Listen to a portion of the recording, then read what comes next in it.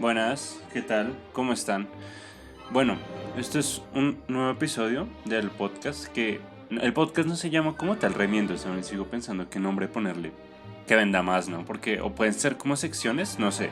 El punto, bueno, actualización, ya había grabado un episodio que ya está subido, lo pueden escuchar, es como una sociología de bajo presupuesto, como low cost, donde, no sé, hablo de Turo y hablo de una estética de internet, que son las Granola Girl y todo el cuento. Bueno, está ese episodio y yo había grabado otro episodio que lastimosamente se perdió y no, quedó mal una parte del archivo y como que estropeó el resto. El punto, eso no se repite porque pues el chiste acá no hay guión, entonces no se puede repetir. Hablé y dije algo y ya no está, entonces no sé. Se perdió esa información, ya no existe. Y ahora, no sé, habitan las estrellas y en el espacio que hay entre ellas en algún punto del universo. Sin embargo, hoy quiero hablar de algo parecido a lo que hablé. Y creo que ese episodio, que era de media hora, va a terminar siendo muchos episodios más cortos, con algunas biografías o reseñas históricas o literarias o lo que sea, de algunas mujeres literatas y de la nobleza europea, más que todo. Bastante interesante, bastante interesante. Hoy hay una de ellas en la historia que compete hoy, porque hoy voy a estarles contando la historia de... Es una historia que ya la han contado un montón, pero esta parte es como un chisme de esa historia. Y es la caída del Imperio Austrohúngaro, pero ¿qué pasó con eso? ¿Sí? Contexto. La Primera Guerra Mundial, 1914, como un tema ahí de sucesión gigante porque el Imperio Austrohúngaro, que pues era lo que hoy día es Austria y Hungría y un montón de países más pequeños que son Croacia, Bosnia y demás, pues estos países pequeños últimos que mencioné querían ser independientes del imperio. El imperio no, obviamente no quería soltarlos porque eso significaba perder regiones productivas económicamente. Entonces hay una crisis de sucesión porque un independentista de un partido nacionalista, si no estoy mal era bosnio, que se llama Gavrilo Princip, un tipo que estaba loquísimo, pues asesina al heredero del trono, que es el sobrino. Ahorita explicamos bien esto porque esto es un enredo gigante, que asesina al sobrino del emperador, ¿sí? Entonces hay un emperador que ya estaba viejito, del imperio austrohúngaro, y este señor dice como, bueno, o próximamente voy a morir, claro, estoy viejo, voy a dejar un sucesor que va a ser mi sobrino. Un bosnio, ¿sí? Independentista que quiere pues un país bosnio y no ser parte del imperio, mata a este señor, al sucesor, y pues quedan en un lío gigante porque ya no hay más sucesores. Lo que quiere decir que el imperio pues deja de existir, lo que quiere decir que surgen las naciones independientes, que van a ser Bosnia, Croacia, República Checa, entre muchas otras. Yugoslavia, si no estoy mal, también nace en este periodo. ¿Qué pasa? Que la familia imperial pues lleva bastantes siglos existiendo y pues no va a soltar esto tan fácil, ¿no? Eventualmente algunos otros países también o imperios también quieren reclamar partes de este imperio, ¿sí? Por ejemplo, no sé, el proyecto nacional italiano quería reclamar una parte del imperio austrohúngaro, sí, como que entre todos los demás países europeos querían reclamar partes y despedazar el territorio. ¿Qué pasa? Que eventualmente empieza una guerra porque los austrohúngaros dicen, no, pues es culpa de este señor, entréguenlo. Pues el país correspondiente, ¿sí? Entrega al tipo y dice, nosotros no tenemos problema con ustedes. Y los austrohúngaros dicen, sí, sí tenemos problema. Invaden este país pequeño o este territorio. Eventualmente como que hay un tema de alianzas ahí porque pues bueno, entonces sí, lo que va a hacer Austria-Hungría es que dice, el tipo era serbio, no bosnio, entonces como que el tipo eventualmente llega a Serbia, Austria-Hungría le dice a Serbia entréguelo, Serbia le dice claro tome, Serbia era independiente en este momento, apoyado por Rusia. Esto lo pueden verificar en, no sé, la historia de la Primera Guerra Mundial de Diana Uribe, lo explica muchísimo mejor. Entonces como que eventualmente entregan a este señor, pero Austria-Hungría dice, no, pues invado a Serbia para que me respeten un poco más, ¿sí? Terminan desencadenando un sistema de alianzas en donde el imperio ruso, del zar Nicolás II, es asociado o aliado de Serbia históricamente, por lo tanto meterse con Serbia es meterse con Rusia, ¿sí? Por lo tanto el imperio ruso entra en guerra, ¿sí? Y Austria era aliado de Alemania, por lo tanto Alemania entra en guerra con Rusia, ¿sí? eventualmente Francia entra en guerra también y eventualmente pues Alemania, que quiere marchar sobre Francia, termina pasando por Bélgica. Bélgica era aliada de Inglaterra e Inglaterra entra a la guerra, entonces como que estalla toda la... Italia obviamente también está implicada por Serbia, entonces hay todo un desorden gigante ahí. El punto es que pues la guerra va a durar desde el 14 al 18 y pues va a tener una cantidad de bajas terrible. Pero ¿qué pasa? Que antes de esto hay una cantidad de cosas ahí con ese último sobrino asesinado. ¿Sí? Este sobrino asesinado del emperador de Austria-Hungría se llamaba Francisco Fernando, como la banda, Franz Ferdinand. Este tipo era el sobrino, y ustedes dirán, pero el emperador no tenía hijos, porque pues lo más normal es que le herede pues a su primogénito, ¿no? A su hijo mayor. Entonces uno se pone a mirar y sí tenía hijos. El hijo de este señor, de Francisco José I, emperador de Austria, del Imperio Austrohúngaro, se llamaba Rodolfo de Habsburgo. Este señor estaba loquísimo. Estaba loquísimo por varias cosas. En esta cultura germánica está un poco, y más en este tiempo así de la historia, y más en este entorno y contexto, está la figura pues del gobernante, sí, el gobernante machote por así decirlo, como el tipo, como una, no sé, como Bismarck, ¿sí? Bismarck era un canciller alemán, o como Churchill incluso en la Segunda Guerra Mundial, que era como estos grandes hombres políticos que hacen la guerra bajo cualquier circunstancia. ¿Qué pasa con Rodolfo, el hijo del emperador? Que Rodolfo era un tipo todo sensible. Rodolfo era lo más cercano que había un hippie en esa época. Sí, era un bohemio de primera. El tipo tenía en su mansión, pues en su palacio, el tipo tenía un cuarto decorado con animales disecados. O sea, era como un bosque, un museo de historia natural, pero con mayor presupuesto que algunos de muchas ciudades de Latinoamérica. En el palacio, o sea, el tipo tenía una cantidad de animales disecados y una cantidad de árboles y de plantas así en un cuarto, sí, en una habitación del palacio, una cosa gigante así, increíble, sí. El tipo además le encantaba el teatro, le encantaban las artes y le encantaba leer, le encantaban, sí, cosas bastante sensibles que no irían con el personaje de un político de la época, mucho menos con un emperador de un imperio que se está cayendo a pedazos y tiene que reprimir a su pueblo. Entonces como que el tipo nunca le cayó bien a Francisco José. Francisco José le decía todo el tiempo que era un incompetente y que nunca le iba a lograr, sí. ¿Qué pasa? Francisco José además tenía una esposa. Su esposa se llamaba Sisi, emperatriz o Elizabeth de Baviera. Esta señora pues era lo mismo, ¿sí? Ella era literal era la mamá de Rodolfo de Habsburgo, ¿sí? Entonces era así súper sensible, se la pasaba viajando, era súper cosmopolita, hablaba como 20 idiomas, era that girl, ¿sí? De la época, era como la chica. ¿Qué va a pasar con ella?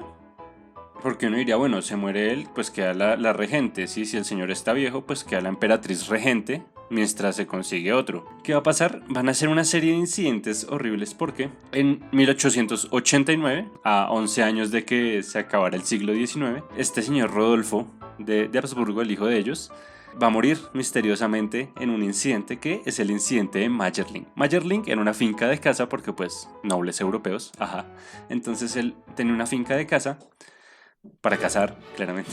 Entonces el tipo se va. El tipo era casado, él lo obligaron a casarse con una noble, ¿sí? Que se llamaba Estefanía, si no estoy mal, de Bélgica. Pero el tipo no era feliz, él nunca consumó su matrimonio, según se dice. El caso es que él terminó casado con una mujer, pues casado no, él terminó como en noviado, sí tenía una amante que se llamaba María Betzera. Y ellos se volaban a cada rato, todo el mundo sabía, él no convivía con su esposa, entonces como que a nadie le importaba. Pues Rodolfo y María se fueron a la finca en Mayerling. Estaban súper atormentados porque, sí, o sea, era como, mi papá me dice que soy un incompetente y ella era como, tu familia me odia. Porque además ella era una noble de súper baja estampa, entonces como que para ser la esposa del hijo del emperador como que no aguantaba, menos para ser emperatriz, entonces como que ella, sí, era la segunda en todo sentido.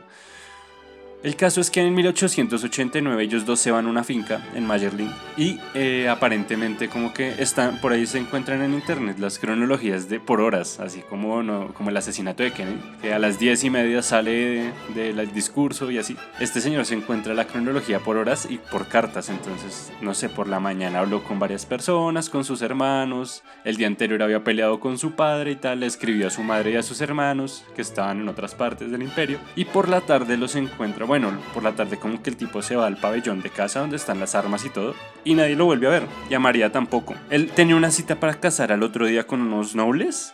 El caso es que no llegó a la cita, se preocuparon, lo fueron a buscar y, oh sorpresa, lo encontraron con un tiro en la cabeza en el pabellón y a ella también. Dicen que se suicidaron por amor, muy shakespeariana toda la vuelta. Sin embargo, hay una versión que dice que, y ahorita les digo quién dice esa versión, que dice que lo mataron unos franceses para desencadenar toda la Primera Guerra Mundial y eventualmente pues ganar. Para matar a su contrincante territorial más o menos. Ahorita vemos quién dice eso. Todo concuerda menos que el hecho de que él era zurdo si no estoy mal y el tiro, el disparo le entró por la sien derecha. Entonces un zurdo no se puede disparar en la sien derecha como con tanta facilidad, digamos, menos en un momento pasional.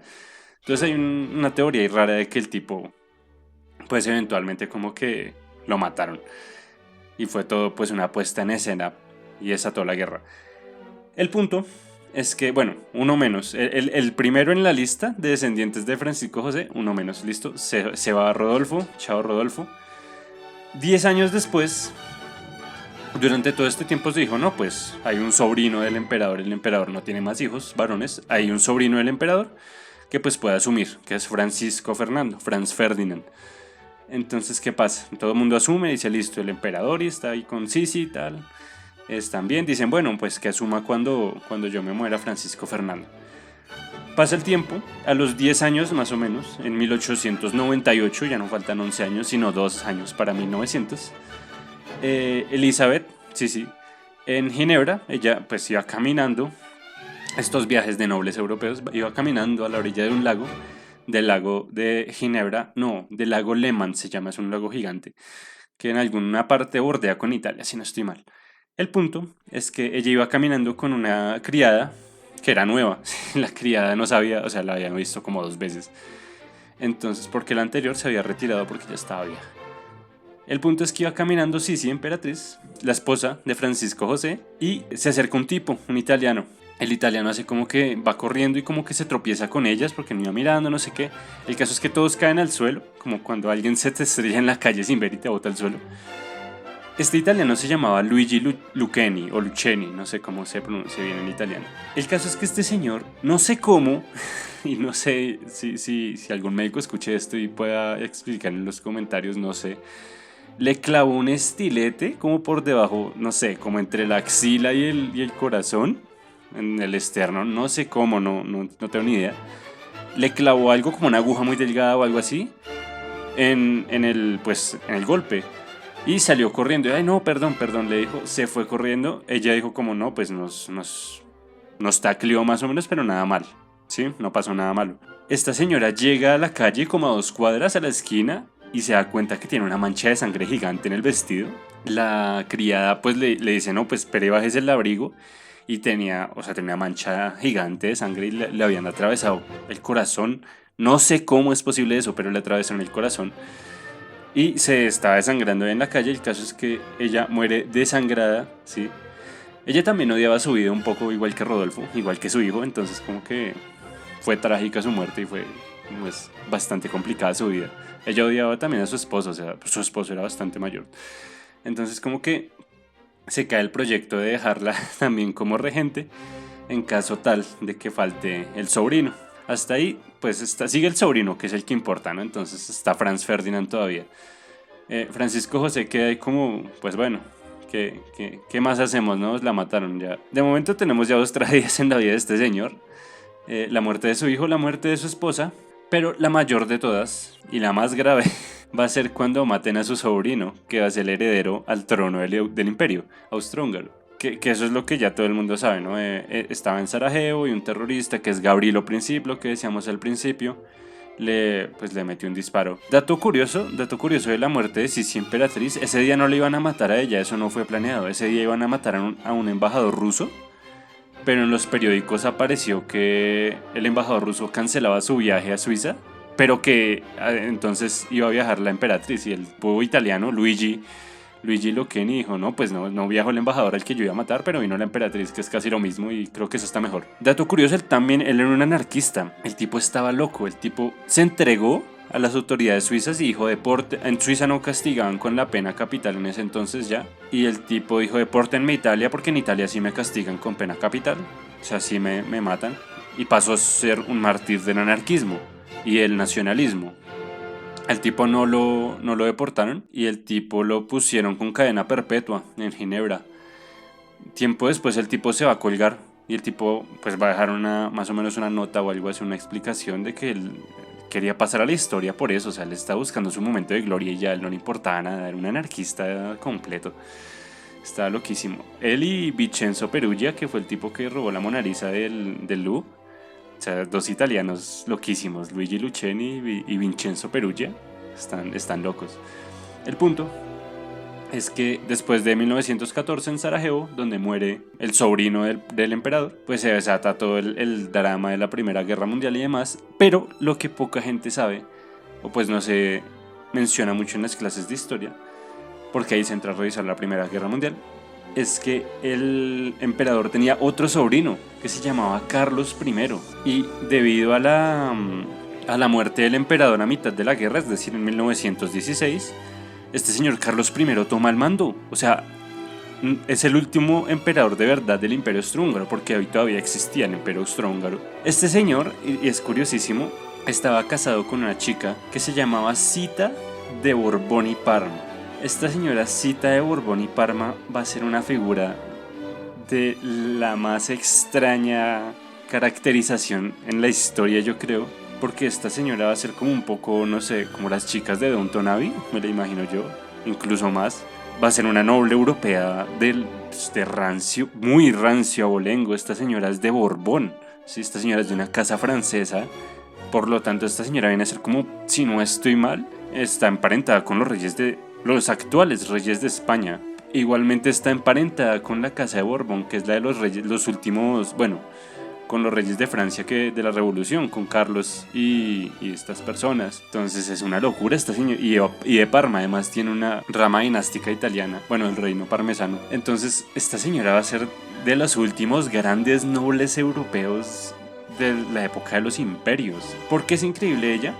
Carlos no es muy ágil tampoco.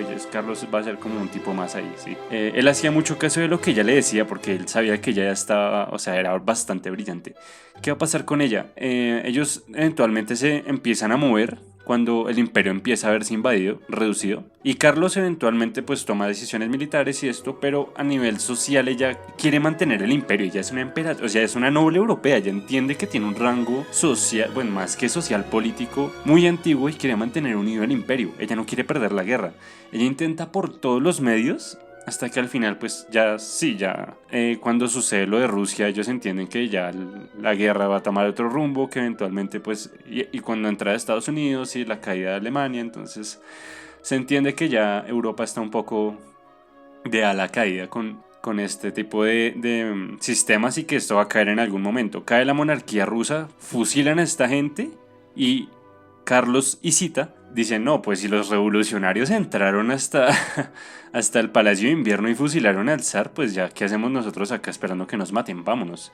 Ellos tenían como 7 hijos. Cuando estas personas se van, empiezan a rodar por todas las casas que todavía tenían monarquía en Europa, que no habían pues caído en la guerra. Ellos van a ir a Inglaterra, si no estoy mal, a Portugal y terminan en España. En España como que más o menos les va no muy bien.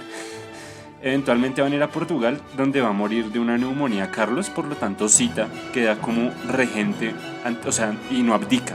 Sí, los nacionalistas de los países de Croacia, de Bosnia y de Yugoslavia, que querían desbaratar el imperio austrohúngaro, le dicen abdique y no, pues usted pues, puede vivir acá y ya, así como se disuelve el imperio y ya. Ella dice no, yo no abdico. Entonces Zita de Borbón y Parma, esposa de Carlos I, el último emperador de Austria, por ley tenía el derecho a ser emperatriz del imperio austrohúngaro. Es loquísimo porque el imperio austrohúngaro deja de existir, pero esta señora no abdica, no renuncia. Dice, va a haber una restauración, vamos a tomar el imperio otra vez y ustedes, revolucionarios nacionalistas, van a ser los primeros que caigan o lloren. La señora termina después de la muerte de Carlos, de su esposo, termina en Portugal, no estaban en Portugal, terminan en España bajo la protección de la corona española, que les da un par de casas y esto. Recordemos que era Borbón y los Borbones son la familia real española. Y ella eventualmente ve que España entra va a entrar en la dictadura. Ya se siente en el aire que va a haber una guerra civil en algún momento y que eso no... Sí, que hay un bando republicano que no está de acuerdo, entonces ella dice esto no pinta bien. Y más guerras yo no quiero, entonces ¿ella qué hace? Ella se va a Estados Unidos. Una heredera de un imperio se va a Estados Unidos. ¿Qué pasa en Estados Unidos? En Estados Unidos se desbarata todo el cuento. Ella sigue peleando y va a seguir peleando por su derecho a la corona y al trono y todo, pero pues en Europa ya todo dio un vuelco. ¿Sí? Ya quedan existiendo menos de las, no sé, más de 10 coronas europeas yo creo que existían.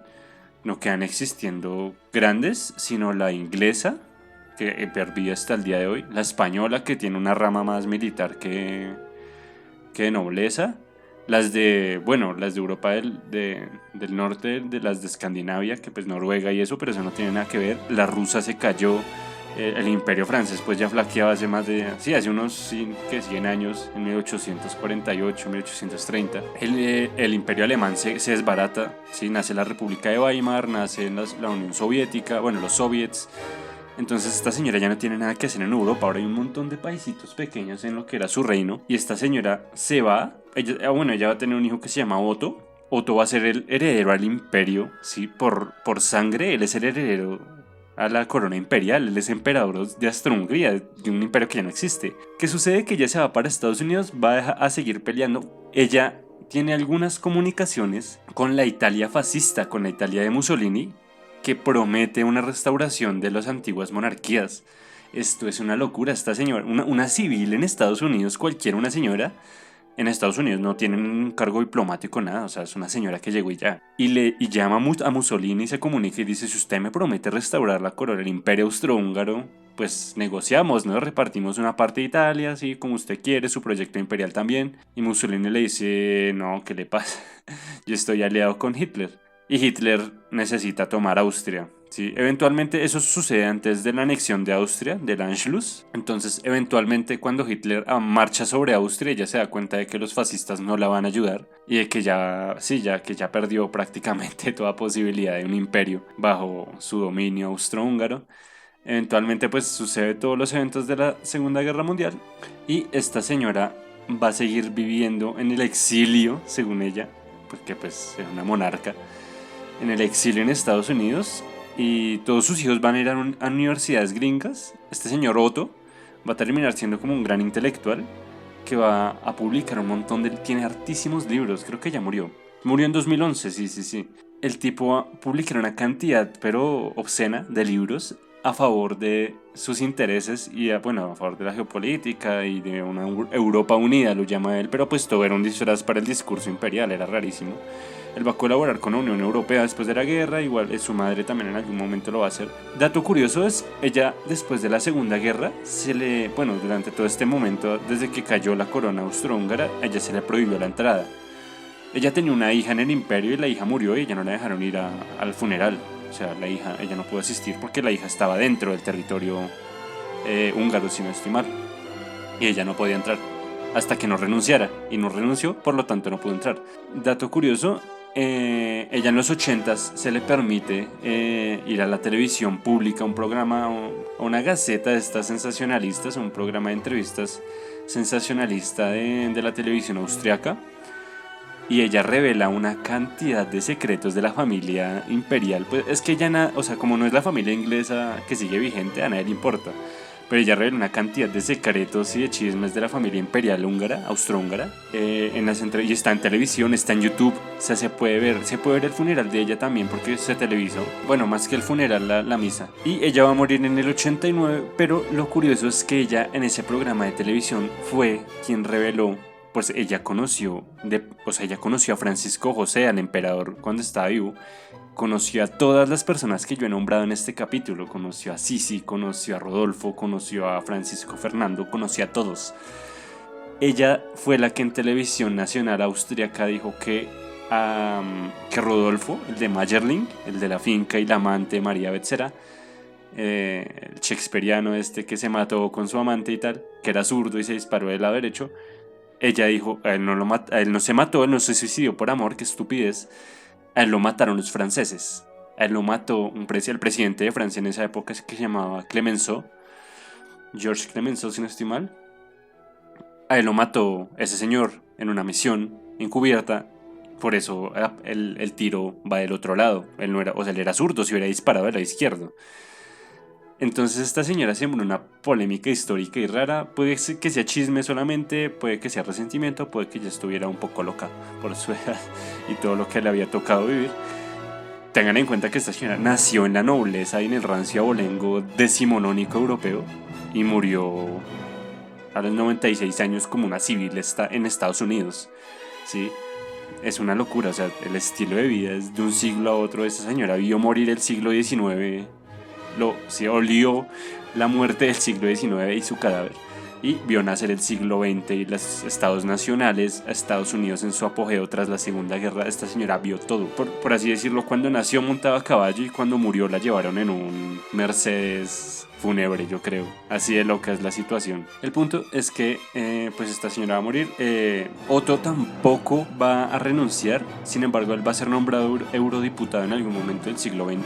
Va a ser el más longevo de todos los Habsburgo. Y él va a morir eventualmente. Y por ahí él no tuvo hijos. Entonces la corona, a la que nadie renunció finalmente, termina pues heredándosele como un sobrino. Y estas personas ya no se pronunciaron más. Pero ¿eso qué quiere decir? Que en Estados Unidos hay un montón de personas que yo creo que ya se casaron y tuvieron hijos, que son sobrinos de este señor, que son de la familia real del Imperio Austrohúngaro por derecho de sangre, la cual no abdicó jamás. Hay nobles del Imperio Austrohúngaro en Estados Unidos, no sé, en cualquier calle de Nueva York en estos momentos va caminando alguien de la familia real. Entonces, esa es la historia que quería contarles hoy, la triste historia de Francisco José I, emperador de Austria-Hungría, y de su esposa Sisi emperatriz, de su hijo Rodolfo y su amante María Betzera, de Francisco Fernando, el primo de Rodolfo, sobrino de Francisco José, de Carlos y Zita, los primos de estas personas que terminaron siendo herederos de un imperio que se disolvió. Eso sería todo. Sería espectacular si a alguien más le interesa el tema, si quieren escucharlo, si quieren revisarlo. Hay poca bibliografía, pero hay un libro de una autora española que, bueno, más que un libro es un artículo de la revista Clio, revista de historia, que hace parte, este mismo artículo, de un libro que se llama Mujeres en la Historia, de Sandra Ferrer Valero, una historiadora española. Ella es periodista, si no estoy mal, pero hace historia de la mujer. Y tiene una cantidad de historias de la mujer en la Edad Media en distintos periodos con distintos enfoques muy interesante. Ella revisa la figura de Zita. Zita es una mujer extraordinaria, o sea, llegó a los 96 años peleando por una corona que ya no existía. Eso habla mucho de ella. Entonces, igual voy a dejar la información y sí, como que lo poco que encontré de Zita en la caja de descripción y pues recomendaciones, por ejemplo, la película Corsage de 2021, sí, 2021, Corsage, la emperatriz rebelde. Y igualmente en Netflix creo que también hay una serie que se llama La Emperatriz Rebelde o algo así. Ambas son sobre Sisi Emperatriz, gran figura histórica. Para quien le guste el cine vintage también están las de Romy Schneider, que Diana Uribe les recomienda un montón. Entonces, eso es todo, eso es todo. Eso es un poco de lo que espero transmitir a través de relatos históricos como lado B de la historia. ¿Sí? Esto es como un poco lo que estaba pasando en la casa del emperador de Austria-Hungría mientras estaba la Primera Guerra Mundial. Entonces, un poco eso. También es un poco para cambiar la perspectiva. No siempre en la historia cuando nos dicen este fue el último de algo, es como que esa noche o ese día murió esa persona y se acabó eso, ¿no? Eso no es así. Es como en Francia. El último rey de Francia no fue Luis y María Antonieta. Después hubo otro Luis, Luis XVII, si no estoy mal. Sí, Luis XVI y María Antonieta, Luis XVII.